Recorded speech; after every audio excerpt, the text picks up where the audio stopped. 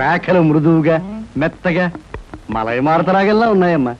మీలాంటి సంగీత సాముద్రిక నిపుణులు నా చేతిని పొగిడారంటే అది నాకు గర్వకారణమే. నాకు ఒళ్ళు మంటే కారణం. ఏమయ్య శంకరయ్య, జాతకం చూస్తానని చెప్పి దాని చెయ్యాల పిసికేస్తావేటి? రేఖలు కొట్టొచ్చినట్టు కనిపించాలంటే ముందులా పిసకాలయ్యా. సరే చూడు.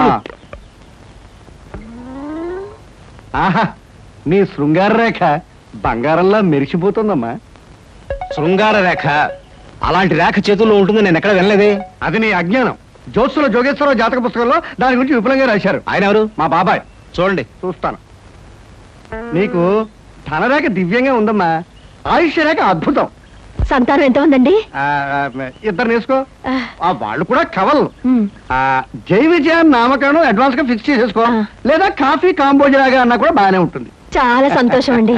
సంతానం గురించి చెప్పిన మీకు నేనేమి ఇచ్చుకోగలను? నువ్వేమి ఇచ్చుకోనక్కర్లేదు. నా చెయ్యి కూడా చూశాక నేను ఇచ్చుకుని ఇద్దరు వాళ్ళని తీర్చుకుంటాను. నా చెయ్యి కూడా చూడవా. పుట్టుకుంటేనే తెలుస్తుంది ఇది నష్టజాతకం అని. రేఖలు చూసి చెప్పు. ధనరేఖ దరిద్రంగా ఉంది. ఆయుష్ రేఖ అధ్వానంగా ఉంది. సంతాన రేఖ శూన్యం. దానికేమో ఇద్దరు సంతానం అన్నావు, నాకు సంతాన రేఖ లేదు అంటున్నావు. ఏమిటిది? ఏం లేదని చెప్పడం నా సరదా అనుకున్నావు ఏంటయ్యా? ఇక్కడ లేదు లేదని చెప్పాను, అక్కడ ఉంది ఉందని చెప్పాను. అది కదయ్యా, మీ ఇద్దరు మౌడు పెళ్ళాం. నాకు సంతాన రేఖ లేకుండా దానికి సంతానం ఎక్కడి నుంచి వస్తుంది? ఎక్కడి నుంచి వస్తుందో ఆవిడ చూసుకుంటుందయ్యా.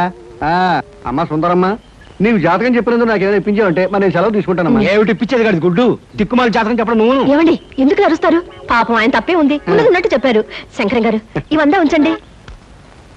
సుపుత్ర ప్రాప్తిరస్తమ్మా, వెళ్ళొస్తాను. నమస్కారం అండి. వెళ్ళిరా.